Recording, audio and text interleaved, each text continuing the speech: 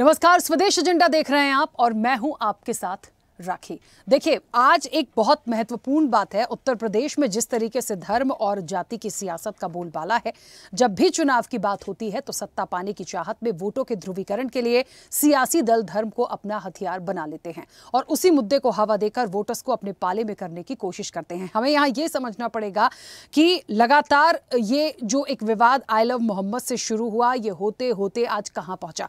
योगी आदित्यनाथ बहुत सख्त हैं और उन्होंने गजवाए हिंद को खुली चुनौती दी है, सुधर जाइए, इसको पनपने नहीं देंगे और इस तरह की जो भी हिमाकत करेगा वो सीधे सीधे जहन्नुम में चला जाएगा। अब उनके ये बयान और लगातार ये जो विवाद बढ़ता गया, कुछ लोगों की इसमें गिरफ्तारी हुई, ये कई सारे सवाल भी खड़ा करता है और कहीं ना कहीं राजनीतिक रूप से भी समझने की कोशिश करें तो क्या आने वाले समय में भारतीय जनता पार्टी का एक मजबूत हथियार है ये। विपक्ष की जो प्रतिक्रियाएं हैं वो कुछ की हैं, कुछ की नहीं है। ये कहीं ना कहीं इलेक्शन को आने वाले समय में कितना जोड़ेगा, कितना इफेक्ट करेगा, पूरे सिनेरियो पर हम विस्तार से आज बात करेंगे। उससे पहले देखिए ये रिपोर्ट।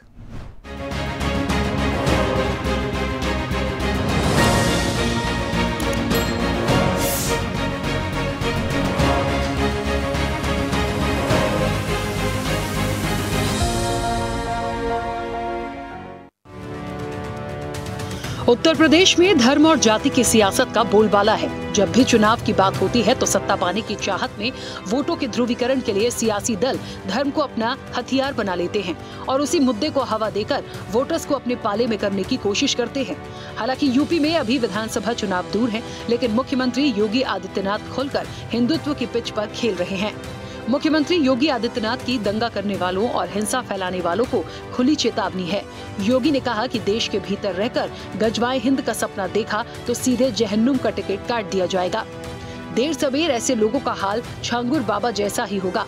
उन्होंने कहा कि याद रखना, जब भी दुस्साहस करोगे ऐसे ही पिटोगे जैसे बरेली के अंदर पीटे गए हो। किसने भी कानून को हाथ में लेने का प्रयास किया, जो भी राह चलते हुए राहगीर पर हमला करेगा, जो भी बेटी की सुरक्षा पे सेंध लगाने का कार्य करेगा और जो भी व्यापारिक प्रतिष्ठानों में आगजनी करने का दुस्साहस करेगा, जो भी पर्व और त्योहारों में उपद्रव करेगा, उसको हम पहले से इस बारे में कह देंगे कि उसको बिना मांगे जहन्नुम में जाने का टिकट हम काट करके दिला देंगे। इधर योगी आदित्यनाथ के बयान ने पूरे देश में गर्माहट पैदा कर दी है।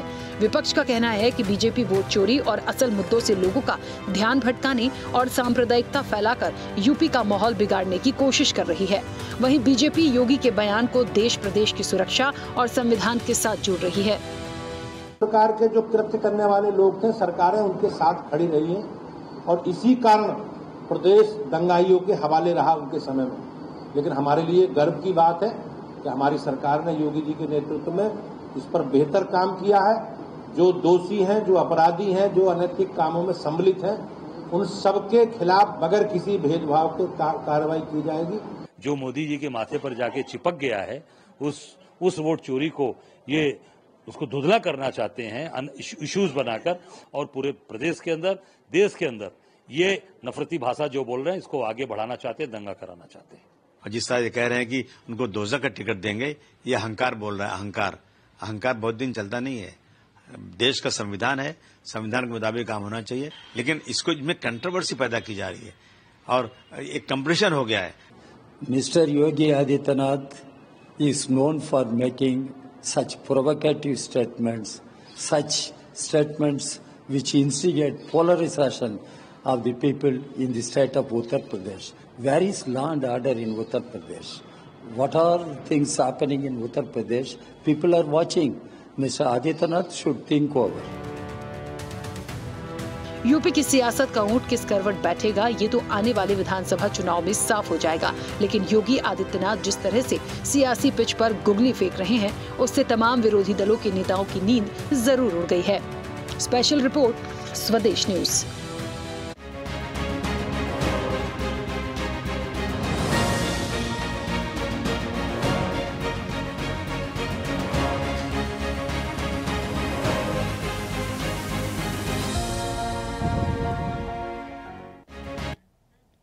चलिए, तो आखिरकार जैसा कि शुरुआत की थी, और यहाँ अब ये समझने की ज़रूरत है कि गजवाए हिंद भी आ रहा है, वहाँ भी सारी एक कहते हैं ना कि योगी आदित्यनाथ जिस तरीके से बात कर रहे हैं, जिस तरह से उनका संदेश है बहुत साफ है, और ये चीज़ें जहाँ से शुरू हुई हैं वहाँ भी फिर से जाने की कोशिश करनी पड़ेगी, समझना पड़ेगा कि आखिरकार ये क्या हो रहा है।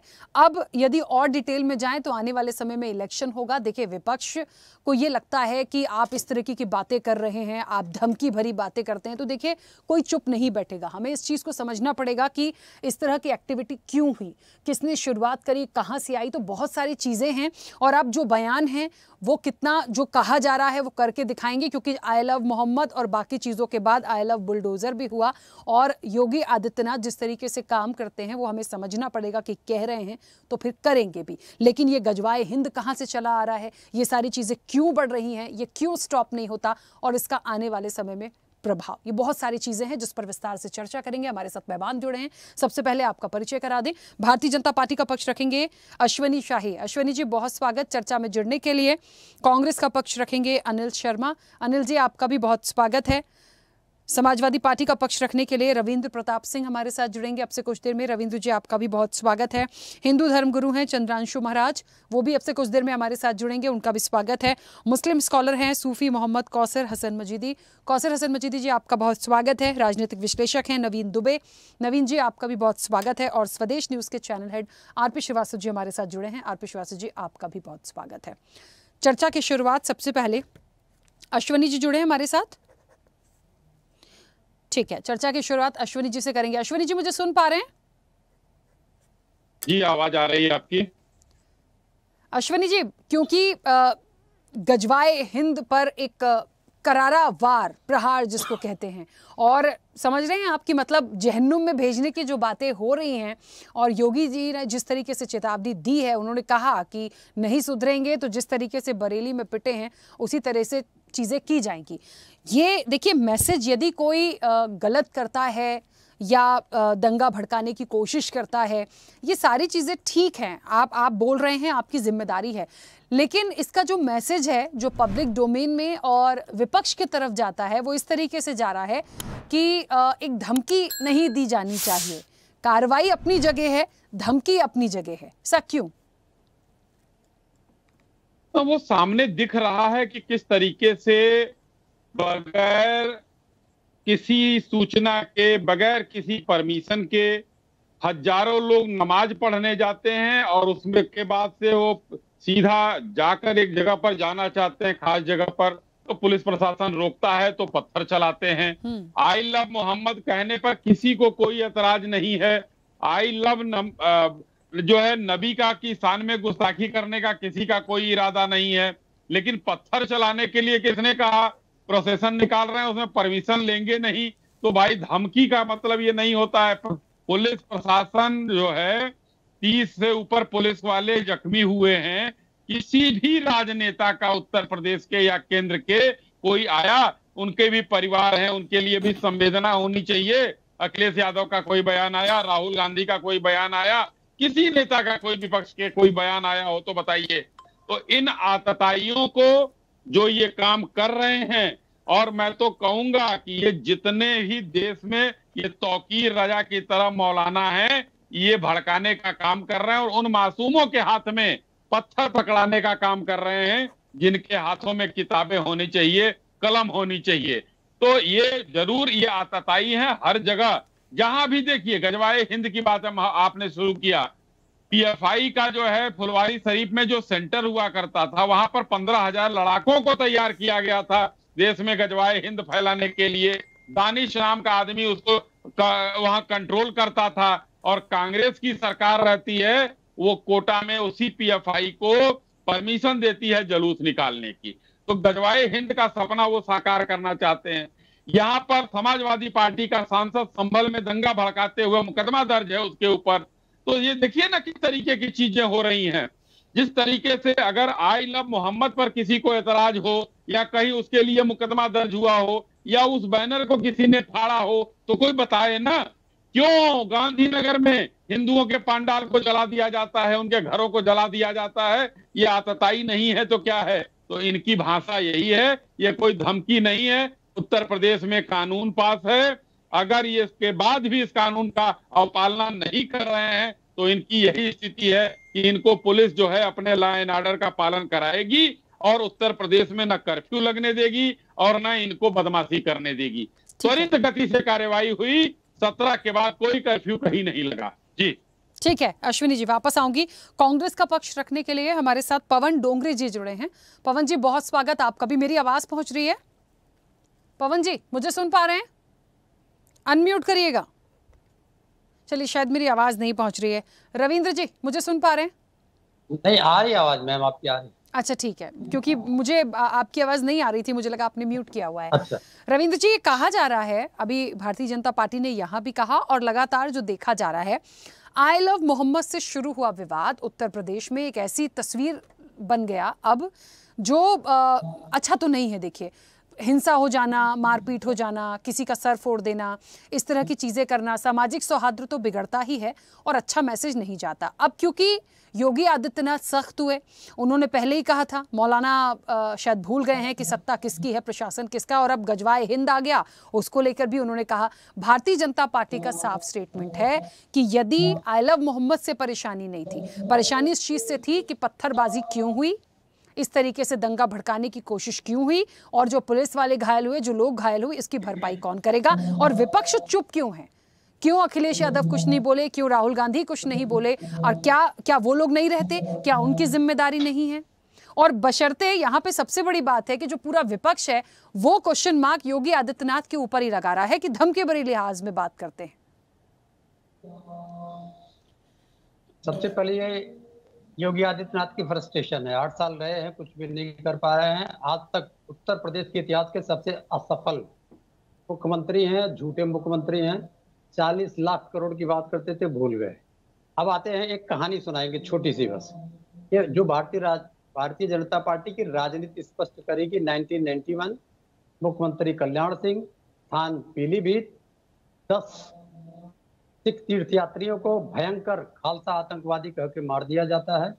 सीबीआई इंक्वायरी होती है और लगभग 50 से ज्यादा पुलिस कर्मियों को आजीवन कारावास की सजा हो जाती है। तो इस प्रकार का षड्यंत्र करते हैं। इनको उस समय चिंता नहीं होती कब किसी के क्या होगा। इनको मेडल भी दे दिया था, आउट ऑफ टर्न प्रमोशन भी दे दिया था, उसके बाद सजा हुआ। तो ये जो बरेली का क्या नाम है एक्सपेरिमेंट है, उसी के तहत है। इससे पहले ये कोशिश कर चुके हैं कि बहराइच में दंगा हो, संभल में दंगा हो, अब बरेली में चाह रहे थे। दंगा हो ही नहीं रहा है क्योंकि दंगाई तो सरकार में बैठे हुए कर रहे थे। पुलिस वाले के मर गए। योगी आदित्यनाथ ने जब पंचरुखिया में दंगा कराया था तो एक पुलिस वाला मारा गया था, फिर वापस ले लिए इन्होंने। अब आते हैं दंगे की बात कर लेते हैं। तो दंगे में जो सबसे पहला दंगा योगी आदित्यनाथ ने कराया था वो मुंडेरा में कराया था, तो कन्विक्टेड हो गए। एक अतुल सिंह नाम के उनके बहुत नजदीकी हैं और विधायक भी हैं। फिर मुजफ्फरनगर में भारतीय जनता पार्टी कन्विक्टेड हो गई। सियाना में इनके संघ के कार्यकर्ता कन्विक्टेड हो गए। कानपुर में कन्विक्टेड हो गए। चंदन जहां मारा था कासगंज में, वहां कन्विक्टेड हो गए। तो निश्चित रूप से ये दंगाई हैं। अब आते हैं, एक शब्द है गजवाए हिंद, आदित्यनाथ लेके आए हैं, उनके कहीं झोली में पड़ा हुआ था दिमाग वाली। तो गजवा मतलब ये होता है, ये स्पष्ट होना चाहिए आपके चैनल से, गजवा मतलब होता है वह एक्सपेडिशन जिसका नेतृत्व पैगंबर करे। अब तो पैगंबर है ही नहीं, नेतृत्व कहां से होगा उसका? पहला झूठ यही है। कुरान में साफ साफ लिखा हुआ है, कुरान शरीफ में, कि जिसका नेतृत्व करेंगे पैगंबर साहब। तो आप गजवाए हिंद की बात कर लेते हैं। अगर आप डराना चाहती है राष्ट्रीय स्वयंसेवक संघ कि पहले मुसलमान का पॉपुलेशन बढ़ गया, मुसलमान ने बच्चे पैदा कर दिए, तो उसको मैं स्पष्ट कर देना चाहता हूं इस मोदी सरकार के आंकड़ों से। कुवैत में 12% हिंदू हो गए हैं, अमीरात में 14% हिंदू हो गए हैं, कतर में 15% हिंदू हो गए हैं। तो क्या वहां भी गजवाए हिंद और जो कोई भी भाषा कर ले वहां भी यही चल रहा है क्या? और मुसलमानों का जो जन्म दर है 4.4 से घट के 2.4 आ गया है। कहाँ हो रहा है गजवाए हिंद? पहली बात तो शब्द ही गलत है, लेकिन अगर इनके उन्मादी शब्द मान लिया जाए तो कहाँ हो रहा है? अब मैं एक और बात बता दूं अपने पक्ष की, जो मैं हिंदू हूँ, मॉरिशस में हम 50% हो गए हैं, फिजी में हम 28% हो गए हैं, गायना में हम 25% हो गए हैं, सूरीनाम में 22% हो गए हैं, टोगो में 18% हो गए हैं। तो क्या वहां हिंदू लोग कोई गजवाए चला रहे हैं? नहीं, यह एक पृथ्वी की सामान्य प्रक्रिया है। जो दुष्ट प्रकार के, जो कुछ नहीं करते हैं, जो लाशों की राजनीति करते हैं, वो इस प्रकार का राजनीति करते हैं। और इनके मूल में है, पहला दंगा उन्होंने 1922 में कराया था, उसके बाद आरएसएस बना, उसके बाद दंगों की झड़ी लगी हुई है। ये बताएंगे अभी 400-500 दंगे, मैं बता चुका हूँ, सब में कन्विक्टेड हैं ये लोग। चाहे मुजफ्फरनगर में कन्विक्टेड हो, सियाना में कन्विक्टेड हो, मोहन मुंडेरा में कन्विक्टेड हो, पचरुकिया उचरुकिया का तो वापस ले लिया गया। अच्छा, तो रवींद्र जी तो ये इनकी बताइए, जो राजनीति कुछ भी हुआ, रवींद्र जी जो कुछ भी हुआ, फिर जिम्मेदार किसको माना जाए? सरकार क्या कर सकती है यदि पुलिस पर पत्थरबाजी होगी? सरकार की वैसे ही सोची समझी रणनीति है कि जिस प्रकार से उसने बहराइच में कराया था, जिस प्रकार से संभल में कराया था, जिस प्रकार से हमारे संस्थापक माननीय आजम खान जी को सजा दिलवाया था, सजा नहीं सॉरी जेल भिजवाया था, जिस प्रकार से हमारे माननीय विधायक जी को, इरफान सोलंकी को दिया था, सोलंकी जी को दिया था, आखिर छोड़ के आए ना जेल से, इसमें भी छोड़ के आएंगे। कहां नहीं हारी है भारतीय जनता पार्टी, बेशर्म है, कह चुकी है सुप्रीम कोर्ट 3 बार कि जंगल राज है यहाँ पे। जब जंगल राज है, बुलडोजर लेके चले जाओगे, पेपर लीक के लेके चले जाओगे, सारे मामले में हारती है, इसमें भी हारेगी। न्याय का ही सहारा लिया जाएगा। और जितनी भी दक्षिणपंथी, राखी जी अंतिम बात कर रहा हूं, आज तक पूरे विश्व में जो भी प्रजातंत्र चल रहा है केवल सोशलिस्टों के द्वारा चल रहा है। ये कुकुर मुत्ते के तरह दक्षिणपंथी लोग उठते हैं, चाहे वो हिटलर हो, तोजो हो, मुसोलिनी हो, सद्दाम हो, इदी अमीन हो, ये मर जाते हैं, खत्म हो जाते हैं, इनकी पार्टियां खत्म हो जाती हैं, इनके परिवार खत्म हो जाए, नेस्तानबूद हो जाएंगे। अगर भारतीय जनता पार्टी इसी दक्षिणपंथी व्यवस्था पे चलना चाहती है, एक दिन ऐसा ही भारत में आएगा जिसकी शुरुआत हो चुकी है। चलिए वापस आऊंगी। पवन जी मुझे सुन पा रहे हैं? जी हाँ राखी जी, क्लियर आवाज आ रही है। पवन जी, क्या आपको भी ऐसा लगता है कि जो कुछ भी कराया जा रहा है वो एक प्लानिंग के तहत सरकार ही करवा रही है? क्योंकि रविंद्र जी अभी एग्जाम्पल दे रहे थे और इसीलिए शायद विपक्ष कुछ कह नहीं रहा है, लेकिन हमें बहुत अच्छे से समझना पड़ेगा। माना कि आई लव मोहम्मद का एक पोस्टर वायरल होने के बाद जो कुछ हुआ वो बहुत बड़ा मुद्दा था नहीं, लेकिन आज वो जिस रूप में है उत्तर प्रदेश में और धीरे धीरे पूरे देश तक में ये चीजें हो रही हैं, वो अच्छा मैसेज तो नहीं देती। लेकिन इसके लिए हम सरकार को ही कटघरे में खड़ा करें, ये कहां तक जायज होगा? राखी जी, सबसे पहले हमको क्लियर समझना पड़ेगा कि भारत में जब भी हिंदू खतरे में आता है या मुसलमान खतरे में आता है, समझ जाइए कि इलेक्शन सर पर है, और तभी ये चीजें होती है। इसे कौन करवाता है, क्यों करवाता है, ये बहुत बड़ा रिसर्च का पार्ट है इंडिया में। देखिए, I love Shri Krishna, I love Ram, I love Jesus, I love Gautam Buddha, I love Mohammad, I love India. हर एक का अपना इंडिविजुअल है। और मुझे बोलिए, ये लाइन में प्रॉब्लम है कहां पे? कहीं भी नहीं। अगर हमारा मुस्लिम भाई आई लव मोहम्मद बोलता है तो उसमें कोई भी दिक्कत नहीं है। दिक्कत होती है जब इस चीज की राजनीति की जाती है, लोगों को ऐसा बोलकर भड़काया जाता है। मुझे बताइए, आई लव महाकाल के भी बोर्ड्स लगे हैं, तो वहां पर भी क्या किस तरह की कोई प्रॉब्लम्स वगैरह है? लेकिन हेतुपूर्वक जब ये बात की जाती है और कोई विशेष तबके को टारगेट कर कर दूसरे तबके को भयभीत किया जाता है, तो ये राजनीति होती है।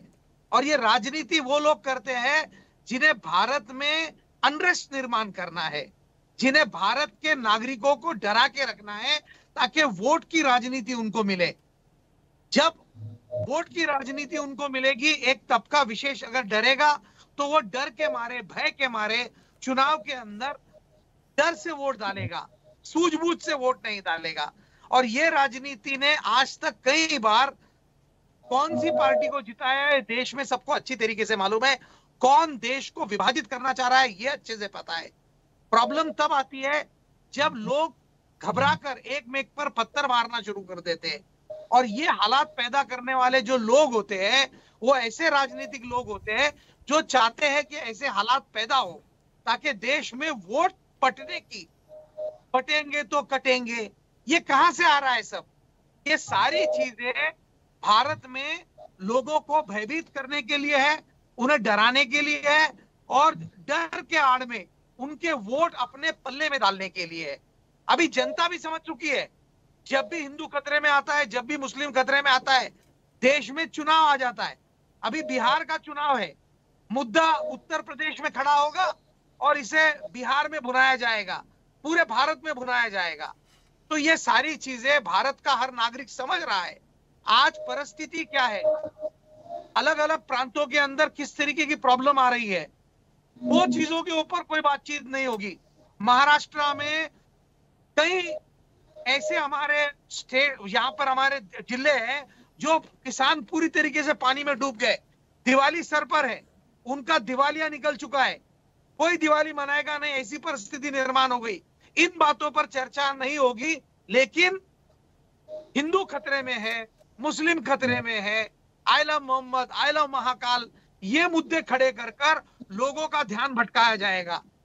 मैं चाहता हूं आपके टीवी के माध्यम से भारत का हर नागरिक अलर्ट हो कि इस तरीके की जो मूवमेंट जो भी राजनेता खड़ा करता है उससे बच के रहिए। वो जानबूझकर दिशा भूल करने का प्रयास हमारा कर रहा है। ठीक तो है, मैं यही आप लोगों को बोलना चाहूंगा। जी चलिए पवन जी, आज मेहमान बहुत सारे हैं हमारी चर्चा में, जल्दी जल्दी सबकी एक बार प्रतिक्रिया आ जाए, उसके बाद मैं आती हूँ, अपने कुछ सवाल मेरे और भी हैं। जी सूफी मोहम्मद कौसर हसन मजीदी जी, मुझे सुन पा रहे हैं? आपकी आवाज नहीं आ रही है, अनम्यूट करिए, अनम्यूट करिए। जी सुन रहा हाँ, हूं। कौसर हसन मजीदी जी, क्या परेशानी है? कौन है गजवाए हिंद, कहाँ से आ रहा है? और आई लव मोहम्मद से तो यहाँ भारतीय जनता पार्टी भी कह रही है, बाकी लोग भी कह रहे हैं, किसी को कोई ऐसा ऐतराज था नहीं।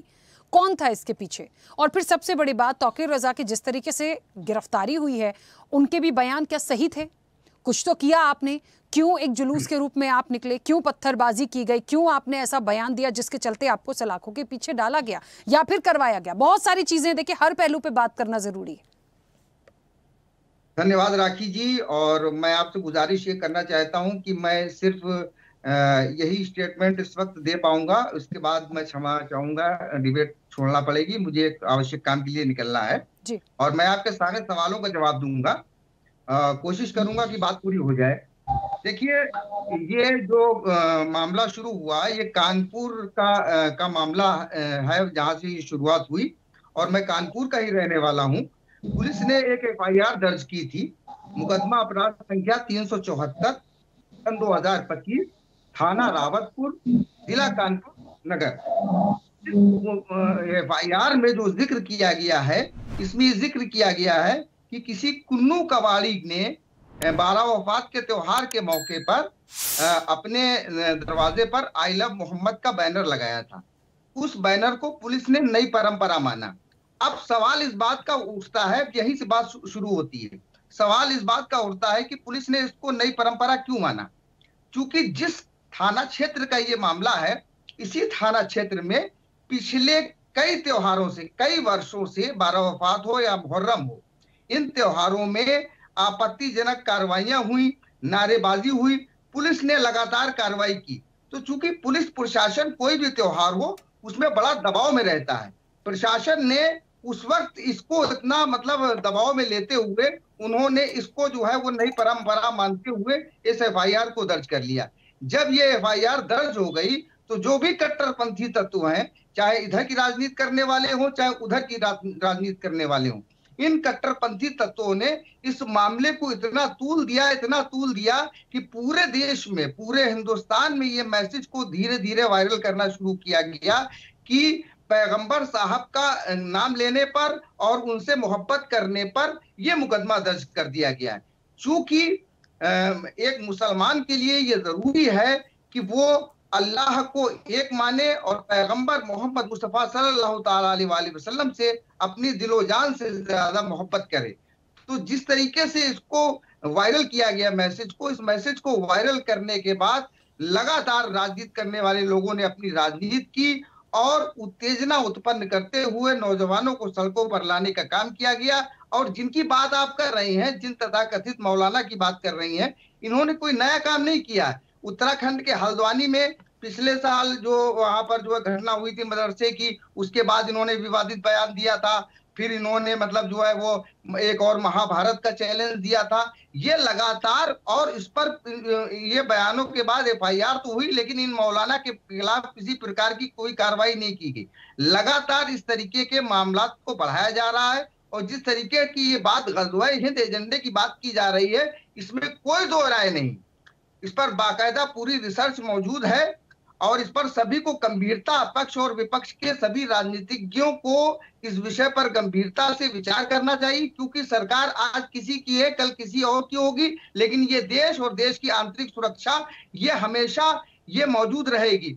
तो हमको भविष्य की ओर देखते हुए और जो भूतकाल में जो हो गया है उन सारी चीजों को देखते हुए आगे बढ़ने का काम करना चाहिए।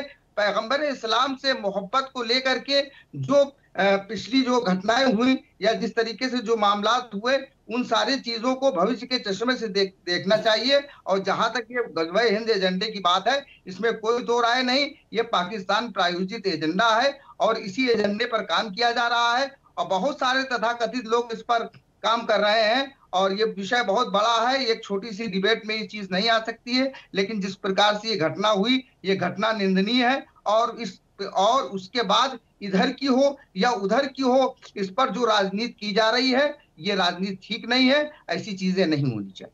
बिल्कुल ठीक है, बहुत बहुत शुक्रिया, क्योंकि आपने कहा था कि आप इसके बाद आपको कहीं ज़रूरी काम से जाना है, तो आपकी बात तो आई। इस चीज़ को थोड़ा सा आगे बढ़ाऊंगी। चंद्रांशु महाराज जी, मेरी आवाज़ पहुंच रही है? जी हाँ, चंद्रांशु महाराज जी, बहुत महत्वपूर्ण देखिए ये चर्चा है और ये बस सच है, क्योंकि जो एक एजेंडा सेट किया गया है वो एजेंडा ही है या धार्मिक उन्माद को बिगाड़ने की कोशिश है, दंगा कराने की कोशिश है, हम कुछ भी कह लें, लेकिन एक ऐसी जगह से बात शुरू हुई जिसका इस पूरे पैनल में सब लोग कहते हैं कोई बहुत बड़ा बवाल या विवाद था नहीं, लेकिन आज हम कहाँ आ गए उसको लेते हुए, चलते हुए, वो चीज़ें कहाँ आ गई हैं। सरकार का पूरा दायित्व है कि जो लोग इसके पीछे हैं उनको सलाखों के पीछे करें। सरकार सिर्फ सुन नहीं सकती, देख नहीं सकती। यदि पुलिस प्रशासन पर या आम लोगों पर कोई भी पथराव हुआ या हिंसा हुई तो सरकार की जिम्मेदारी है, इसलिए उनको जो करना है वो सही कदम उठा के कर रहे हैं। लेकिन बात इस चीज़ की होती है कि ये कहाँ से शुरू हुआ, क्यों हुआ, क्यों बढ़ गया, क्यों आज गजवाए हिंद है जिसको लेकर ये कहना पड़ रहा है योगी आदित्यनाथ को कि जहन्नुम में सरकार भेज देगी ऐसे लोगों को, और फिर उनके बयान को, उनके वक्तव्य को कहा जाता है कि धमकी देते हैं। हमें ये समझना पड़ेगा कि क्या वाकई जैसा कि बाकी लोग कह रहे हैं इसके पीछे कोई राजनीतिक षड्यंत्र है या फिर पाकिस्तान से सेट किया हुआ कोई एजेंडा है। ये तो जांच एजेंसियां जो है वही तय करेंगी कि पाकिस्तान का एजेंडा है कि भारत का एजेंडा है, वो तो मुझको नहीं पता, पर ये मुझको जरूर पता है कि जैसे इसके पीछे का जो चेहरा सामने आया, जाकिर नाइक जैसे लोग हैं जो लगातार कहीं ना कहीं मुसलमानों को अपनी दुकान, निजी दुकान चलाने के लिए लगातार खून खराबा की ओर धकेलते जा रहे हैं। और ये पहली घटना उनकी नहीं है। जिस तरह से मैंने देखा सन 2010 में भी उनके ऐसे ही कुकृत्य थे, ऐसे कर्म सामने आए थे जिसकी वजह से उनको जेल के सलाखों के पीछे रहना भी पड़ा था। और इस बात को मुसलमान समाज को देखना चाहिए कि वो केवल आवाहन करते हैं, लोगों को बुला के इकट्ठा करके खुद जाते हैं कि नहीं जाते, बलि का बकरा किसको बना रहे हैं, इस चीज को तो कहीं ना कहीं देखना चाहिए मुसलमान लोगों को। अब रही बात सरकार की, तो ये बिल्कुल सही बात मेरे मन में भी है कि इतना बड़ा बिल्कुल मामला नहीं है, पर जितना इसको तूल दिया जा रहा है इतना तो होना भी नहीं चाहिए, क्योंकि जिन लोगों ने अपराध किया, जिस तरीके से लोगों ने अपराध किया, पुलिस प्रशासन काम है लाइन ऑर्डर को मेंटेन करना, लोगों ने कानून अपने हाथ में लिया, पुलिस पर कहीं न कहीं पत्थर बरसाना शुरू किया, तो पुलिस ने अपना काम किया। अब बीच में ये कौन लोग हैं जो लगातार कहीं न कहीं एक वर्ग से दूसरे वर्ग को लड़ाने के, भिड़ाने के लिए, प्रशासन को टारगेट करने के लिए, वर्ग विशेष को लेकर के ऐसी भाषा बोलने वाले कौन लोग हैं, इन लोगों को चिन्हित किया जाना चाहिए और इन लोगों पर सख्ती से कार्रवाई हो। इस बात का भी ध्यान रखना चाहिए कहीं न कहीं कि आग लगाने वाले कौन लोग हैं। जहां तक योगी जी की बात कहें, जो उन पर लगातार ब्लेम लगा रहे हैं, एक बात उनकी मनसा की ओर देख करके कहना चाहिए, उत्तर प्रदेश सरकार की बात कर लें या कि हम केंद्र सरकार की बात कर लें, मुसलमान का कोई जो भी रहनुमा है एक उदाहरण ला करके पूरे प्रदेश के अंदर, देश के अंदर दे दे कि कोई भी योजना बनी हो प्रदेश के अंदर, देश के अंदर, और उस योजना से मुसलमानों को अलग रखा गया हो, उसका लाभ उनको न मिला हो, तब तक कोई प्रश्न उठता है। परंतु कोई भी गुंडा बवाली होगा उसके ऊपर तो कार्रवाई होगी। मैं कहता हूं कि आप उत्तर प्रदेश के अंदर देख लीजिए कि कई बड़े अपराधी थे, नामचीन अपराधी थे, वो मुसलमान समाज से नहीं आते थे, वो हिंदू समाज से आते थे, कोई ब्राह्मण समाज से आता था, कोई ठाकुर समाज से आता था, कोई खटिक समाज, किसी समाज से आता होगा, और उस पर कार्रवाई हुई है। प्रशासन ने, उत्तर प्रदेश सरकार के पुलिस ने, प्रशासन ने कार्रवाई किया, उनका इनकाउंटर किया, पर कोई भी हिंदू समाज का व्यक्ति उनके समर्थन में एक भी व्यक्ति निकल करके गया नहीं, एक व्यक्ति ने समर्थन नहीं दिया, उसके लिए आंदोलन नहीं किया। गलत कर रही है पुलिस प्रशासन, ऐसी बात कुछ कोई भी नहीं बोलता, क्योंकि अपराधी था, लगातार अपराध को अंजाम दे रहा था, इसलिए उसके साथ वही होना चाहिए। यहाँ पर बरेली के अंदर जो घटना, मैं तत्काल की बात कर लूं, पुलिस का चौकन्ना होना चाहिए था। अगर बरेली की बात करें तो अगर वहां पर कुछ किसी को आपत्ति थी तो बाकायदा जाकर के संविधान कानून के दायरे में रह करके अपनी आपत्ति, अपना विषय ले जाकर पुलिस प्रशासन के सामने रखना चाहिए था। उनको कुछ भी अगर करना था वहां पर, कोई भी कार्रवाई, कोई भी कार्यक्रम करना चाहते थे अपना, तो उसके पहले उनको बाकायदा अनुमति लेना चाहिए था। अनुमति न लेकर के पुलिस पर पत्थर बरसाएंगे तो पुलिस हाथ जोड़कर थोड़ी बैठे रहेगी, हरकी थोड़ी उतारेगी। उसका लाइन ऑर्डर मेंटेन करना काम है, जो दोषियों को उस पर कार्रवाई करेगी। भाषा की, अगर जवान की भाषा समझेगी जवान समझाएगी, लाठी की भाषा समझेगी लाठी समझाएगी। तो उस पर किस बात का डिबेट करना, या कि पक्ष विपक्ष को किस बात का रोना, उसको तो करने देना चाहिए। और जो बीच के लोग आ रहे हैं, आपके चैनल पर भी आ रहे हैं, मुझको सबसे बड़ी बात, गलत तो है, लेकिन फिर ये यहाँ वहाँ का जो रायता फैला रहे हैं ये गलत है। जो गलत है वो गलत है, हिंदू पक्ष के द्वारा जो गलत है वो गलत है, मुसलमान पक्ष के द्वारा जो गलत है गलत है। जो भी संविधान को तोड़े, जो भी कानून अपने हाथ में ले, उसके साथ चाहे हिंदू हो, चाहे मुस्लिम हो, सिख हो, ईसाई हो, पारसी हो, यहूदी, कोई भी हो, उसके साथ सख्ती से कार्रवाई होनी चाहिए। मुसलमान हो चाहे हिंदू हो, कोई हो, उसको पुरजोर उसका विरोध करना चाहिए। ऐसे लोगों को समर्थन नहीं करना चाहिए, तब संविधान बचेगा, तब देश बचेगा। पर अपनी राजनीतिक रोटी के लिए, अपनी कुर्सी के लिए अगर इस तरह से लोग राजनीति करते रहेंगे, अगर इसी तरह से लोग अपनी दुकान चलाने के लिए एक दूसरे को लड़ाते रहेंगे, तो हमको नहीं समझ में आता कि ज्यादा दिन तक इस तरह चलेगा। खून खराबा का बड़ा रूप लेगा ही लेगा, इसमें कोई संदेह नहीं। आज हिंदुओं का एक शब्द और, हिंदुओं का त्योहार था, नवरात्रि था, इनको कुछ करना भी था तो ये 9 दिन बीत जाने देते, फिर अपना सुचारू रूप से कोई आंदोलन करना था कर लेते। अभी अगर नवरात्रि में इस तरह के ये उन्माद पैदा करके इस तरह कुछ करेंगे, तो जब इनका ईद आएगा, बकरीद आएगा, तो हिंदू समाज भी करेगा, तो लगता शांति व्यवस्था नहीं रह पाएगी। बिल्कुल ठीक है, आपकी बात भी बिल्कुल समझने के लिए है कि आखिरकार ये सारी चीज़ें जो कड़ियाँ जुड़ रही हैं, लेकिन मुझे सबकी बातों से एक ही चीज़ समझ में आ रही है कि कोई तो इसके पीछे साजिश है। अब नवीन जी, क्योंकि राजनीतिक विश्लेषक हैं, सर क्या माना जाए, क्या इलेक्शन होगा आने वाले समय में, ये उसको सेट करने का एक एजेंडा है, या फिर बिहार में जो मुद्दे लगातार चले आ रहे थे उसको कहीं ना कहीं दबाने के लिए ये एक नया मुद्दा है, या फिर वाकई में धार्मिक उन्माद बिगाड़ना है, हिंदू मुस्लिम कराना है, सिर्फ राजनीतिक रोटियां इन लोगों को सेकनी है, इसके अलावा इन्हें कुछ नहीं मिलता। इस डिबेट में बहुत अच्छे वक्तागण हमारे साथी पैनलिस्ट बैठे हैं, बहुत अच्छी बातें सभी ने कही हैं।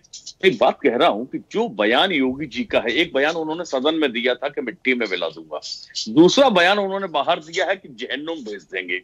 अब इसके भी इन बयानों के दरमियान और भारत के संविधान और भारत के कानून, ये दोनों के बीच में बड़ी काली लाइन मुझे दिखाई दे रही है। उस काली लाइन में कौन सा पलड़ा भारी है, देश किससे चलेगा? सवाल इस बात का है आज की तारीख में, आप इस देश को अपने बयानों से चलाएंगे, अपनी विचारधारा से चलाएंगे, या भारत के उस संविधान से चलाएंगे जो इस देश की आत्मा है? बड़ा प्रमुख सवाल है, और इस पर मैं समझता हूं सभी वक्ताओं को, आपके स्वदेश न्यूज के समस्त दर्शकों को चिंतन करने की आवश्यकता है। भारत में संविधान सर्वोपरि है, कोई मुख्यमंत्री, कोई प्रधानमंत्री, कोई राष्ट्रपति, कोई भी जस्टिस उसके ऊपर नहीं हो सकता है। उसके लिए व्यवस्था है, और कानून और संविधान का पालन हर नागरिक की, हर व्यक्ति की जिम्मेदारी है। अब मुझे समझ में यह नहीं आ रहा है कि मैं अगर भारत के, आजाद भारत के इतिहास से और आज तक के तमाम मंत्रियों, मुख्यमंत्रियों, गृह मंत्रियों के बयानों को देखूं, तो क्या किसी जिम्मेदार संवैधानिक पद पर जिन व्यक्तियों ने संविधान की शपथ ली है, उन्होंने ऐसे बयान दिए हैं? और मैं तो अभी आंकड़े देख रहा था, 2021 के अंदर 451 मौतें हुई हैं हिरासत में पुलिस की उत्तर प्रदेश के अंदर। 2022 में 501 मौतों का रिकॉर्ड है। ये कौन सा, ये जहन्नुम नहीं भेजा जा रहा तो क्या भेजा जा रहा भाई? ये क्या प्रणाली से आप प्रदेश को चला रहे हैं? या तो कह दीजिए कि संविधान मान्य नहीं होगा उत्तर प्रदेश में, जो योगी जी कह देंगे वही मान्य है, बात खत्म, चलाइए फिर जैसे चलाना है। लेकिन आप एक तरफ संविधान की दलील देते हो, दूसरी तरफ भारतीय जनता पार्टी के केंद्रीय कपड़ा मंत्री गिरिराज सिंह जी रैली निकालते हैं, हिंदू स्वाभिमान यात्रा क्या भाई? आप संविधान की शपथ लेके सरकार में मंत्री हैं, आप संगठन में होते भारतीय जनता पार्टी किस तरीके रैली निकालते, बहुत अच्छी बात थी। लेकिन जिस संविधान की शपथ आप लेकर बैठे हैं उसकी मर्यादा को तार तार और जार जार करने का काम आप लोग करेंगे तो इस देश के अंदर संविधान केवल नाम मात्र के लिए रह जाएगा। मैं समझता हूं सभी नेता, चाहे क्यों किसी दल के हो, भारतीय जनता पार्टी के हो, कांग्रेस के हो, सपा के हो, बसपा के, किसी दल के हो, सबको संविधान की मर्यादाओं का पालन करना चाहिए। और योगी जी का जो ये बयान है, निश्चित तौर पर कानून व्यवस्था के लिए बहुत अच्छे शब्द हैं। आप अपने लॉ ऑर्डर को मजबूत करिए, आप अपने पुलिस को एम्पावर्ड करिए, गिरफ्तार करिए। कोई भी आदमी अगर गलत बोलता है, इस देश के खिलाफ बोलता है, इस देश के किसी भी धर्म के खिलाफ बोलता है, किसी भी कानून व्यवस्था के खिलाफ बोलता है, उठाइए उसको, बिहाइंड द बार करिए और जुडिशरी को इतने एम्पावर्ड करिए, उनको इतनी व्यवस्था। आप देश के अंदर अदालतों की स्थितियां देखिए, उत्तर प्रदेश में तो अदालतों की हालत बहुत बदतर है। एक गर्मियों में एक पंखे के नीचे बैठ के जज साहब फैसले लेंगे जहां आप 10 मिनट खड़े नहीं हो सकते हैं। ये स्थितियां हो रही हैं। आपने कहां कुछ अपग्रेड किया? आप कहते हैं हमने बहुत विकसित कर लिया 11 साल में, 8 साल 9 साल योगी जी की सरकार को हो गए हैं। कौन सी जुडिशरी की आपने बेहतर व्यवस्था बनाई उत्तर प्रदेश के अंदर? आप देखिए, निर्णय कौन देता है? निर्णय वो व्यक्ति दे पाता है जिसको सही सुविधाएं मिलेंगी, सही वातावरण में बैठ के वो जो फैसले लेंगे हमारी जजेस, तो निश्चित तौर पर जल्दी न्याय होंगे। तारीख पे तारीख की प्रणाली चल रही है। कितने मामले हैं इस देश के अंदर जिनमें फैसले कोर्ट ने किए? मुन्ना बजरंगी की हत्या क्या क्यों कोर्ट का फैसला था? जेलों में हत्याएं हो रही है ना, तो ये किसका फेल्योर है? और अगर रावतपुर के अंदर या बरेली में दंगा हुआ, फेल्योर किसका है? दंगाइयों का। दंगाइयों का तो काम है दंगे करना, वो तो करेंगे। आपकी कानून व्यवस्था पर बड़ा चुनौती है, बड़ा चैलेंज है। आप अपनी पुलिस को एम्पावर्ड करिए और बिल्कुल दिशा निर्देश दे दिए। फेस्टिव टाइम और दूसरी चीज, बिहार में भी चुनाव है, उसके बाद बंगाल में चुनाव होना है, उत्तर प्रदेश में चुनाव होना है, फिर पंजाब में चुनाव होना है। ये सब चुनाव जो होने हैं, आपको कानून व्यवस्था इतनी मजबूत रखनी चाहिए कि परिंदा पर ना मार पाए, और वो संवैधानिक दायरे में होनी चाहिए। ये नहीं है कि आपने किसी मुलजिम को लिया जो कि एक पूर्व सांसद था और एक उनमें पूर्व विधायक था, अस्पताल में ले जा रही है, पुलिस कस्टडी में लेके जाया जा रहा, 2 नौसिखिए आपने गोली मार दी थी। क्या चल रहा है उत्तर प्रदेश के अंदर भाई? Are we living in Taliban? हम अफगानिस्तान के अंदर बैठे हुए हैं क्या? उत्तर प्रदेश में कानून व्यवस्था नाम की कोई चीज नहीं है। और ये हुआ था, आपने मिट्टी में मिला देंगे वादा किया था, मिला दिया, लेकिन आपकी कानून व्यवस्था पर एक यक्ष प्रश्न खड़ा हो गया है, जिसको जो दाग लगा है वो धोने का काम भी आप ही को करना पड़ेगा। आप जनता में एक मैसेज दीजिए, हिंदू, मुसलमान, सिख, ईसाई, दलित, सवर्ण कोई भी बना रहे, एक मैसेज जाना चाहिए कि आपका कानून सबके लिए बराबर है। गुंडाई करेगा, बदमाशी करेगा, धार्मिक उन्माद फैलाएगा, जेल जाएगा, संविधान के दायरे में जाएगा, कानून के दायरे में जाएगा। और ये होना चाहिए। अभी दावे किए जा रहे थे कि उत्तर प्रदेश में 2017 के बाद कर्फ्यू नहीं लगा। संभल में क्या हुआ था, बहराइच में क्या हुआ था, तमाम जिलों में कर्फ्यू लगाए गए हैं। अलीगढ़ में क्या हुआ था, बहुत जगह कर्फ्यू लगे हैं। आप लोग बोल कि दंगे नहीं हुए, दंगे नहीं, जरा उठा के देखिए आप डिटेल्स, और एनसीआरबी के डाटा उठा के देखिए। दुनिया के दंगे हुए उत्तर प्रदेश के अंदर योगी जी के आने के बाद। आप कह रहे कोई दंगा नहीं? प्रधानमंत्री जी जिस दिन कानपुर में थे उस दिन आपके कानपुर में चमनगंज में दंगा हुआ। कैसे दावे कर सकते हैं कि साहब उत्तर प्रदेश में कोई दंगा नहीं हुआ? ये दावे झूठे हैं। मैं ये कहता हूं, आपको जनता ने चुना है, जनता के लिए बेहतर पॉलिसीज बनाइए, बेहतर कानून व्यवस्था दीजिए। और एक हद तक आपने बहुत अच्छा काम किया, मैं खुद उस बात का समर्थन कर रहा हूं कि आपने बेहतर कानून व्यवस्था दी है, जो आपकी सरकार की यूएसपी है। लेकिन उसको ऐसा रंग मत दीजिए अपने बयानों से कि ये लगे कि नहीं साहब आप संविधान से ऊपर अपने आप को मान रहे हैं। बिल्कुल ठीक है। आरपी श्रीवास्तव जी, देखिए योगी आदित्यनाथ के बयान सुनने में तो ऐसे ही लगते हैं कि जैसे उन्होंने कहा कि हम पहले भी सुन चुके हैं, मिट्टी में मिला देंगे और तमाम बातें जो नवीन जी कह रहे थे। देखिए वो एक क्योंकि मुख्यमंत्री होने के नाते उनकी भी अपनी बहुत सारी जिम्मेदारियां हैं। वो कभी नहीं चाहेंगे कि कोई भी सामाजिक सौहार्द बिगड़े। उनकी अपनी जिम्मेदारियां हैं, उनकी अपनी चुनौतियां हैं, वो उसके अकॉर्डिंग काम कर रहे हैं। लेकिन ये सवाल बिल्कुल उठकर आया है कि क्या इस तरह की भाषा का इस्तेमाल या इस तरह की धमकी भरे जो थॉट हैं उनको देने चाहिए? ये बाकी लोगों ने भी इस चीज़ पर सवाल उठाया। और इससे भी इतर वो जो कर रहे हैं, जो चीज़ें आ रही हैं, वो तो ठीक है।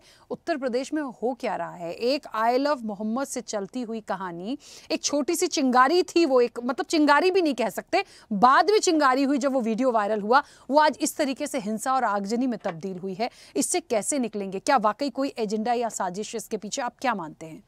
देखिए राखी जी, जहाँ तक योगी जी का सवाल है, पहली बात तो यह है कि योगी जी जिस तरह का, जिस बैकग्राउंड से आते हैं, जिस मठ से आते हैं और जिस तरह का उनका एजेंडा पहले भी रहा है, वो रहा है हिंदू युवा वाहिनी के माध्यम से वो अपना एजेंडा चलाते रहे। एक उनका जो एक नज़रिया है जो समय समय पर निकल के सामने आता है, जैसे अभी आपने कहा मिट्टी में मिला देंगे और जो झरनों में भेज देंगे, कटेंगे तो बटेंगे, ये सारी चीज़ें जो है चूँकि वो इसी एजेंडे के तहत काम करते हैं, लेकिन वो एक संवैधानिक पद पर भी हैं।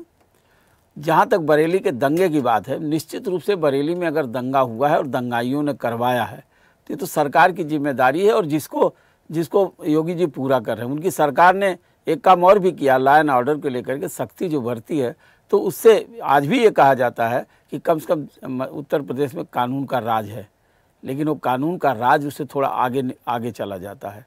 जब ये होता है कि दो समुदायों के बीच में कोई खाई या अपना, अब आप देखिए चुनाव होने वाला है, अभी बिहार में चुनाव है, इसके बाद ये पूरी एक तरह से तैयारी है, ये भी मान के चल सकती हैं, क्योंकि मालूम है आने वाले समय में देखिए विपक्ष कहाँ खुल के बोल रहा है इस मामले में। योगी जी, पहले क्या होता है, योगी जी के बयानों के बाद विपक्ष के बयानों की जड़ी लग जाती थी, लेकिन इस बार विपक्ष काफ़ी जो है एक तरह से चुप है। चुप इसलिए कि वो देख रहा है, तमाशा देख रहा है कि भाई हो क्या रहा है।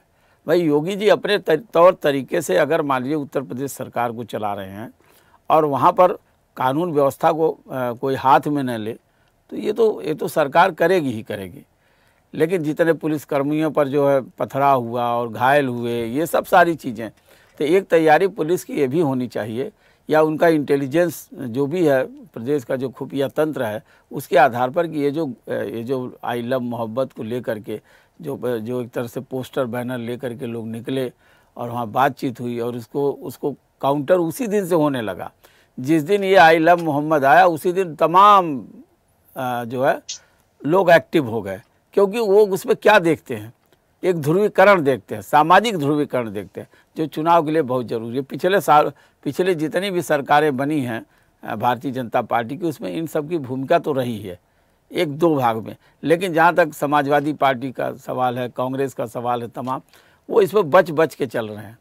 और अभी बिहार में चुनाव होने वाला है, आपने देखा होगा जब महाराष्ट्र में राखी चुनाव हो रहा था तो उसी समय ये नारा आ गया था, कटेंगे तो बटेंगे, एक रहेंगे तो सेफ रहेंगे, और जिसका नतीजा महाराष्ट्र में देख चुकी हैं। अब ये बात कहाँ पर आ गई, बिहार में चुनाव होने वाला है, और योगी जी समय की नज़ाकत को समझते हैं कब क्या बोलना है। हो सकता है कि संविधान के दायरे में न हो, लेकिन वो समझते हैं कि किन बयानों से भारतीय जनता पार्टी को फ़ायदा होगा, उनकी सरकार को फ़ायदा होगा, तो वो अपने एजेंडे के तहत चल रहे हैं। और दूसरी सबसे बड़ी बात यह है कि आप जहाँ तक अभी जो चर्चा में आया है कि गजवाए हिंद, देखिए अगर ये एजेंडा भारत पाकिस्तान से चलाया जा रहा है, तमाम लोग हैं और बहुत सारे जो है स्लीपर सेल है, PFI है, तमाम चीज़ें अगर इसमें संलिप्त हैं, तो इनकी संलिप्तता भी उजागर होनी चाहिए, क्योंकि ये देश की एकता अखंडता के लिए खतरा है। और यहाँ पर इन बातों को भी समझना होगा। राखी, आप ये समझ लीजिए कि ये जिस तरह की जो चिंगारी निकलती है, समाज के सामाजिक सौहार्द को बिगाड़ने का काम करती है। और हमें लगता है कि जितने भी राजनीतिक दल हैं, कम से कम समाज में इस तरह की वैमनस्यता फैलने न दें। और जहाँ तक संवैधानिक पदों पर बैठे, चाहे मुख्यमंत्री हों, प्रधानमंत्री हों, मंत्री हों, तमाम लोग हैं, उनकी जिम्मेदारी है कि भारत के संविधान का संवैधानिक दायित्वों का निर्वहन करें, जिसकी शपथ लेकर के वो कुर्सी पर बैठे हुए हैं। तो अब ये बड़ा जटिल सवाल है, लेकिन हमें लगता राखी कि जो है चुनाव में, राजनीति में कुछ भी बोलो, आज के डेट में फैशन हो गया, सब कुछ जायज़ है, चाहे जो चाहे बोल ले, जो जैसा चाहे कर ले। और ये जो है गलत बयानी और जिस तरह की परिस्थितियां आ रही हैं, इन पर जरूर लगाम लगना चाहिए। देश की एकता और अखंडता के लिए ये बहुत ज़रूरी है। बिल्कुल सही है, क्योंकि बहुत सारे मेहमानों की जो प्रतिक्रिया आई है, बात यही होती है कि इन सब चीज़ों से बाहर अभी कैसे निकला जाएगा, कौन सही काम कर रहा है, कौन गलत काम कर रहा है। अश्विनी जी, क्योंकि अब समय भी लगातार बढ़ता चला जा रहा है बहुत तेज़ी से, मैं चाहती हूँ सबकी एक छोटी छोटी प्रतिक्रिया आ जाए। किसी ने कहा चुनावी एजेंडा है, किसी ने कहा कि खुद सरकार द्वारा ही करवाया गया है। अक्सर एग्जाम्पल दिए गए बहराइच का और तमाम जगह का, संभल का। बहुत सारी चीज़ों को समझना है। मतलब काम अच्छा है योगी सरकार का, लेकिन सर आरोप भी ऐसे लग रहे हैं, जैसे नवीन जी ने भी बहुत सारी चीज़ें बोली, उसके लिए जवाब भी तैयार रखना पड़ेगा। हर मोर्चे पे खड़े तो रहना है। राखी जी, देखिए कई लोगों ने जो है आरोप लगाया, थोड़ा सा समय लगेगा। मैं नवीन भाई से ही शुरू करता हूं। नवीन भाई, 2017 के बाद आप एक आरटीआई डाल लीजिए कि उत्तर प्रदेश में कर्फ्यू लगा है या नहीं लगा है। वो कहने से काम नहीं चलेगा बहराइच में कर्फ्यू लग गया था और संभल में कर्फ्यू नहीं लगा था। वहां की प्रशासन व्यवस्था इस तरीके से की गई थी कि जो दंगाई थे वो घर में थे। दूसरी बात, ये कहीं दंगा दो पक्षों में नहीं हुआ श्रीवास्तव जी, दो पक्षों में नहीं हुआ है। ये पुलिस के ऊपर इन जो है मौलाना लोगों के चढ़ाने पर जो नमाज पढ़ने के बाद, चाहे कानपुर का अभी घटना का जिक्र नवीन जी ने किया या संभल में भी वही हुआ, ये लोग वहां से निकले और पुलिस के ऊपर अटैक किए। कहीं भी हिंदू पक्ष इसमें नहीं है, जबकि संभल में तो समाजवादी पार्टी का एमपी ही एक्यूज है। तीसरी बात मैं कह रहा हूं कि आप कह रहे हैं संवैधानिक नहीं है। अरे भाई, मुख्यमंत्री रहते हुए कुत्ते से हाथ मिलाना संवैधानिक है क्या? जिस अपराधी के बारे में कह रहे हैं माननीय सांसद, माननीय, वो अपराधी था और मिट्टी में मिला दिया गया, चाहे जैसे मिलाया गया, मिल गया मिट्टी में। वो कुत्ते से जो जाकर हाथ मिलाते थे लोग, वो देखा गया है मुख्यमंत्री के कुर्सी पर रहते हुए भी। और अगर पुलिस फेल हुई होती तो ये 2 घंटे के अंदर सारी चीजें जो है सहेज न ली गई होती, बहुत आगे बढ़ सकता था। जो तैयारी थी, जिस तरीके से वहां का पार्षद काशीपुर में देखिए समाजवादी पार्टी का ही कार्यकर्ता इस आई लव मोहम्मद में दंगा फैलाते हुए पकड़ा गया था। आप देखते रहिए कि इसकी क्या है यहाँ पर जो मॉडस ऑपरेंडी है, ये किस तरीके से हवा जेनजी के नाम पर कहीं कुछ किया जा रहा है, कहीं कुछ। ये देश को, क्योंकि मोदी योगी से ये चुनाव में तो पार नहीं पा रहे हैं, तो इसी तरीके से दंगा भड़काकर पार पा लें या कुछ चढ़ाकर पार पा लें, लेकिन वो नहीं होने देंगे।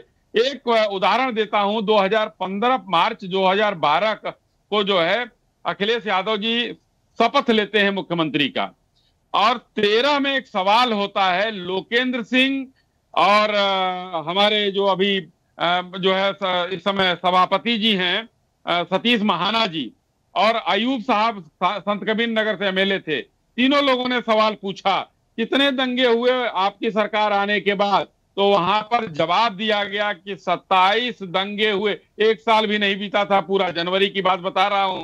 तो दंगे वाला प्रदेश कौन था? 5 साल बीतते बीतते तो 800 कुछ दंगे हो चुके थे उत्तर प्रदेश में। नवीन भाई जरा ध्यान दीजिएगा, 800 कुछ दंगे हो चुके थे। वो दंगे होते थे 2 पक्षों। मुजफ्फरनगर दंगे के आरोपी को अखिलेश यादव हवाई जहाज से अपने घर बुलाते हैं और उसके बाद उससे जो है गुफ्तगू करते हैं कि दंगा शांत कराओ। बजट पास करते हैं मुसलमानों के लिए, तो ये लोग पीछे खड़े रहते हैं और खड़े रहकर ये लोग उनके मंसूबों को नया रूप देते हैं, नया आकार देते हैं। और श्रीवास्तव जी, शांत इसलिए हैं कि ये लोग दंगे के पीछे यही लोग खड़े हैं, ये समाजवादी पार्टी और कांग्रेस के राहुल गांधी। तो राहुल गांधी इस समय जो है विदेशों में जाकर जो चीन के एजेंट का काम कर रहे हैं। अभी देखिए मलेशिया गए थे सुरेश चचा के बेटे से मिलने, उनसे सलाह लेने, अभी कुछ दिन चल के आए, फिर चले गए अमेरिका।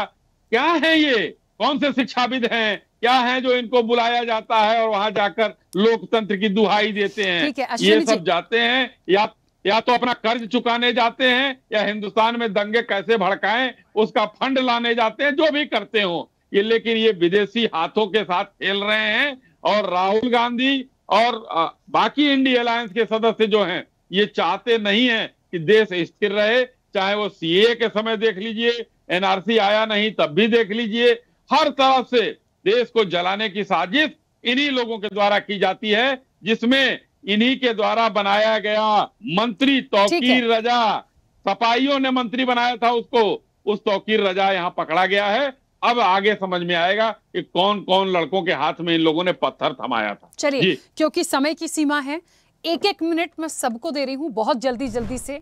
पवन जी पहले आप बोलिए, बहुत जल्दी से, 1 मिनट से ज्यादा मैं नहीं दूंगी क्योंकि मेरे पास सिर्फ 5 मिनट हैं और आप सब लोगों को जल्दी से अपनी बात बोलिए। अश्विन साहनी जी को कहना चाहता हूं कि दंगों के लिए फंड्स मिलता है, ये हमको पहली बार पता चला है आप ही के माध्यम से।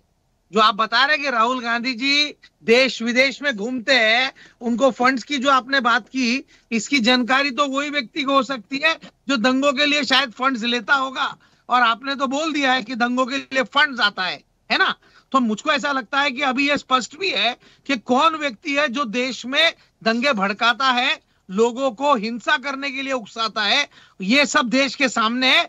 जब भी हिंदू खतरे में होता है या मुस्लिम खतरे में होता है, उस समय देश में चुनाव नजदीक होता है, और कौन वो पार्टी है जो इसको पूरे देश में भुनाती है, लोगों को, भाई भाई को जाति धर्म के नाम पे लड़ाती है, और उसके पश्चात इलेक्शन में वोट्स उसको कन्वर्ट करती है, ये पूरे देश को पता है। ठीक है रविंद्र जी, मैं बहुत देर से देख रही थी। अच्छा, कुल मिला के चर्चा पता है कैसी हुई? विपक्ष ने कहा कि कहीं ना कहीं इसके लिए सत्ता पक्ष जिम्मेदार है, इन्हीं की साजिश है, यही सब कुछ कराते हैं। वहां से पलटवार आया कि आप लोगों के लीडर सबसे ज्यादा इन्वॉल्व थे और आप लोग कराते हैं। तो कुल मिला के अब ये जो आई लव मोहम्मद शुरू हुआ था, मुझे तो यही समझ में आ रहा है कि इसके पीछे सिर्फ पक्ष और विपक्ष हैं जो एक दूसरे और इस मुद्दे को बनाने की कोशिश करते हैं। क्योंकि सवालिया क्वेश्चन मार्क है ना सर, कौन है ये तो असल में पता ही नहीं चल पा रहा। आप लोग एक दूसरे पर ही आरोप प्रत्यारोप कर रहे हैं जब से। अनम्यूट करिए। अगर आप व्यक्ति को पकड़ना चाहती हैं तो मैं हूँ, ये मैं बोल रहा हूँ I love you Mohammad, I love you Mohammad, I love you Mohammad. अब बात इस पे नहीं है। तो वो तो अश्विनी जी भी कह रहे थे, उन्हें भी प्रॉब्लम नहीं है।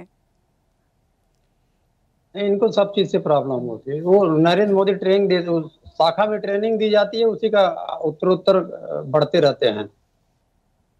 कर्ज क्यों है उत्तर प्रदेश में सबसे ज्यादा, नहीं बता पाए। इतनी बड़ी बेरोजगारी क्यों है, महंगाई क्यों है, नारी सुरक्षा तार तार क्यों हो रही है। 40 लाख करोड़ वही आदमी भूल भी जाता है, रुपया आया था वो कहाँ चला गया। आखिरी बार फरवरी में बोले थे योगी जी, महामहिम आई थी, उसके बाद नहीं बोले, हिम्मत नहीं हुआ। 40,000 करोड़ रुपया तब क्या क्या, ये सब पैसा आया नहीं। बैंक करप्ट हो चुका है उत्तर प्रदेश से। एक नया व्यवसाय खोला उत्तर प्रदेश जी के मुख्यमंत्री जी ने, जहन्नुम का टिकट बेच रहे हैं आजकल।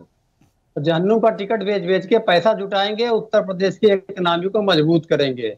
और एक बात चेतावनी के रूप में कह के जा रहा हूं, मैंने पहले बार भी कहा है, पूरा विश्व केवल सोशलिस्टों से चलता है। उन्होंने प्रजातंत्र को कायम कर रखा है। दक्षिण पंथी आते हैं, बहुत सारे लोग आए, उनका नाम मिट गया, उनकी पार्टियां मिल गई, उनके खानदान मिट गए। अगर भारतीय जनता पार्टी उसी पे रास्ते पे चलती है तो उनका भी वही हश्र होगा। धन्यवाद। चलिए नवीन जी जल्दी से अपनी बात रखिए। राखी जी, मैं एक लाइन में कहूंगा, अभी बहुत अच्छी बात कही अश्विनी साई जी ने कि भाई ऐसा है कि 824 दंगे सपा सरकार में हुए थे और हमारी सरकार में नहीं हुए। इसका मतलब ये कि आप जस्टिफाई कर रहे हैं कि उनके सरकार में हुए तो हमारी में अगर कुछ हो गए तो कोई बात नहीं है। दूसरी चीज आपने कही कि भाई गजबाए हिंद चल रहा है और फंडिंग आ रही है बाहर से, तो भाई साहब 11 साल से इस देश के अंदर यशस्वी प्रधानमंत्री नरेंद्र मोदी जी सरकार में है केंद्र के अंदर, और उत्तर प्रदेश में 9 साल से योगी जी सरकार में है, और बावजूद इसके गजबाए हिंद को अगर फंडिंग मिल रही है तो इस सरकार को नैतिकता के आधार पर इस्तीफा दे देना चाहिए, क्योंकि आप असफल हैं। कभी आप कहते हैं कि घुसपैठ हो रही हो देश के अंदर, अगर घुसपैठ हो रही है तो देश का गृह मंत्री जिम्मेदार होगा, किसी राज्य का मंत्री या कोई राज्य का अपोजिशन जिम्मेदार नहीं होगा। इस्तीफा देना चाहिए ऐसे लोगों को जो निकम्मे हैं, नकारा है, जो इस देश के अंदर ना घुसपैठ को रोक पा रहे हैं, ना इस तरीके की फंडिंग को रोक पा रहे हैं, वो केवल गाल बजा रहे हैं। और आप लोगों को इसके लिए फ्री छोड़ दिया कि आप जाइए और बोलिए टीवी पे जाके सब गजबाई हिंद चल रहा, बाहर से फंडिंग आ रही है। ये कैसे आ रही है? ड्रग्स आ रहे हैं वहां पे अडानी पोर्ट के ऊपर, कैसे आ रहे हैं भाई मुद्रा पोर्ट पर? कहां सो रही है सरकार? युवाओं के हाथ में आपने बाजार के अंदर निकलिए, पान की दुकानों पर देखिए जाके, पेपर रोल बिक रहा है, उसके अंदर क्या भरा जाता है ये पूछिए, आंख मिलाकर पूछिए देश के और प्रदेश की सरकार से कि क्यों बिक रहा है इस देश के अंदर। युवाओं को आप ड्रग्स की आग में धकेलने का काम कर रहे हैं या नहीं कर रहे हैं? पूछिए जाके पेपर रोल क्या होता है पान की दुकानों पर अगल बगल में अपने। ठीक है, इस व्यवस्था से आप देश को चलाना चाह रहे हैं, वो गलत है। सुनिए, मैं बहुत कड़वी बात बोलता हूँ, मैं किसी पार्टी का पक्षधर नहीं हूं, ना मुझे भाजपा से मोहब्बत है, न सपा से, न कांग्रेस से, न बसपा से। मैं इस देश का एक आम नागरिक हूँ और आम नागरिक की जेहन में जो सवाल आते हैं वही उठाता हूँ, वो उठाता रहूंगा। इसके लिए मुझे कोई नहीं रोक पाएगा। आरपी श्रीवास्तव जी बहुत संक्षिप्त प्रतिक्रिया जल्दी से। देखिए राखी जी, जितने भी प्रवक्ता हैं और साई जी ने भी कहा भी कि भाई ये लोग जाते हैं बाहर विदेशों में जाते हैं, वहाँ से फंडिंग होती है या कुछ ऐसी बातें आ गई। देखिए एक मामला बरेली का है, लॉ एंड ऑर्डर का उत्तर प्रदेश का है। इसमें राहुल गांधी या अन्य कोई जो बाहर गया है, देखिए बाहर जाना, लोगों से बातचीत करना, ये तो हर राजनेता का काम है। सत्ता पक्ष के प्रधानमंत्री जी बाहर जाते हैं, बात रखते हैं, देश की बात रखते हैं। अगर राहुल गांधी जाके देश की बात रखते हैं तो निश्चित रूप से वो जो स्वीकार्य है। एक दूसरी सबसे बड़ी बात है कि हम जिन मुद्दों पर बात कर रहे हैं, जिस विषय पर बात कर रहे हैं, उसको गंभीरता से लेने की जरूरत है। अगर उत्तर प्रदेश में इस तरह की घटनाएं हो रही हैं, गजबाए हिंद जैसी स्थितियां निर्मित हैं, तो निश्चित रूप से योगी आदित्यनाथ जी जो स्टेप ले रहे हैं वो बिल्कुल सही है। लेकिन सवाल है कि आप ले लीजिए ना, कार्रवाई कीजिए, आपके हाथ में सरकार है, बयानबाजी मत करिए। बयानबाजी एक ऐसी चीज़ होती है जिसको लेकर के निश्चित रूप से कहीं न कहीं सवाल होते हैं, हर हल्के में होते हैं, चाहे जो है पत्रकारिता के क्षेत्र में हो, राजनीति में हो, तमाम जगहों पर ये सवाल उठता है। और जब सवाल उठता है तो इस पर डिबेट होता है। हमारा ये मानना है कि अभी तक उत्तर प्रदेश का जो लॉ एंड ऑर्डर है, जिस पर कि निश्चित रूप से ये माना जा सकता है, और हम खुद उत्तर प्रदेश कई बार जा चुके हैं कि नियंत्रण में है।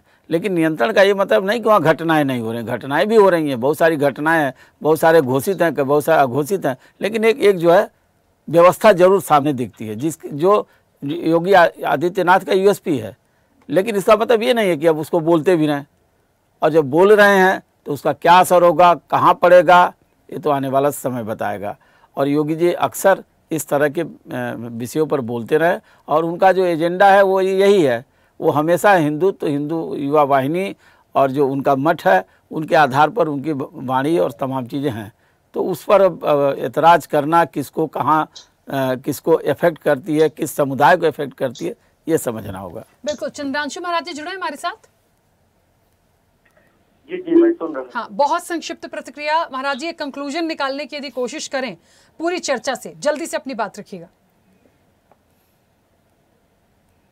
राखी जी, वैसे तो सब समय टीवी लोगों ने ली, बस दो बात है। मैं एक कहता हूँ कि एक संत के रूप में योगी जी को देखें तो सबके कल्याण की भावना देखते हैं। उत्तर प्रदेश के मुखिया के रूप में कहेंगे तो मुखिया का कर्तव्य होता है कि उसका परिवार, पूरे उत्तर प्रदेश का परिवार सुरक्षित रहे। वो जिस प्रकार से सुरक्षित रखना है वो अपना उनका तरीका वो बिल्कुल कह रहे हैं, और उसे उनका वही विश्वास है कि पुनः दूसरी बार मुख्यमंत्री बनी। उनका वही तेवर, वही विश्वास, माफियाओं को मिट्टी मिलाने का जो संकल्प था उसके कारण फिर से मुख्यमंत्री बने हैं। क्योंकि केवल मुख्तार अंसारी की और अतीक अहमद जैसे माफियाओं के गुंडों की जान ही जान नहीं है, आम नागरिकों की भी जान है, उनको भी सुरक्षित रहने का अधिकार है। तो पूर्ववर्ती जो सरकार होती थी, जब वह दामाद बनाकर इन अपराधियों को पूछती थी, उनका सम्मान करती थी, उस समय भी संविधान था। इस संविधान के दायरे में ये कर रहे थे, इस बात का उत्तर इन लोगों को देना चाहिए जो लगातार नहीं दे रहे हैं, एक पक्षी केवल बात कर रहे हैं। और अभी भी जो संविधान की दुहाई दे रहे हैं, किस संविधान को मान करके, कौन संविधान इनको हक दे रहा है कि प्रशासन से कोई अनुमति दिए बिना अपने आप पत्थरबाजी करो, नबाद करने के लिए जाओ, तमाम पत्थर इकट्ठा करके पत्थर बरसाना शुरू कर दो, ये कौन अनुमति दे रहा है? और मैं समझता हूँ कि एक मुखिया के रूप में, पहला उत्तर प्रदेश के मुखिया के रूप में योगी जी का पहला कर्तव्य है कि उत्तर प्रदेश के जो भी वासी है, हिंदू मुसलमान जो भी हैं, उनको सुरक्षित रहना, उनकी सुरक्षा गारंटी देना उनका कर्तव्य है, और वो अपने कार्य को अच्छे से कर रहे हैं, इसीलिए पुनः आ रहे हैं। तो जो लोग इस तरह कह रहे हैं इनको समझना चाहिए, सोचना चाहिए कि क्या उचित है, क्या अनुचित है। ठीक है, चलिए, क्योंकि समय बहुत हो गया। आप सभी मेहमानों का बहुत शुक्रिया इस चर्चा में जुड़ने के लिए।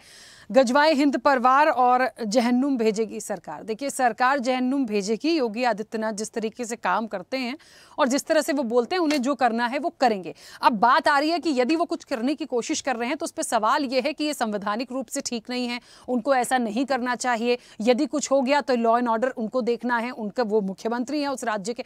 तो बहुत सारी चीजें इसके पीछे हैं, लेकिन हमें ये देखना है कि असल में ये चीज कहां से शुरू हुई, कहां आई, और लगातार कैसे और किन वजह से बढ़ रही है या बढ़ाई जा रही है। क्या वाकई इसके पीछे कोई साजिश है? क्योंकि पक्ष विपक्ष ने तो यही साबित किया इस चर्चा में कि इसके पीछे बीजेपी है, वो कह रहे हैं इसके पीछे सपा है, कोई कह रहा है इसके पीछे कांग्रेस है। तो आप लोग पहले डिसाइड कर लीजिए कि कौन है, लेकिन सामाजिक सौहार्द ना बिगड़े ये सरकार की जिम्मेदारी है और बाकी लोगों का भी दायित्व है, क्योंकि विपक्ष भी तो रहता है, आप बाहर नहीं रहते इस देश से या उस राज्य से। तो ये चीजों को समझना पड़ेगा। आगे और क्या होता है ये देखने वाली बात होगी। फिलहाल चर्चा में इतना ही। बने रहिए स्वदेश न्यूज के साथ। सबसे पहले देश।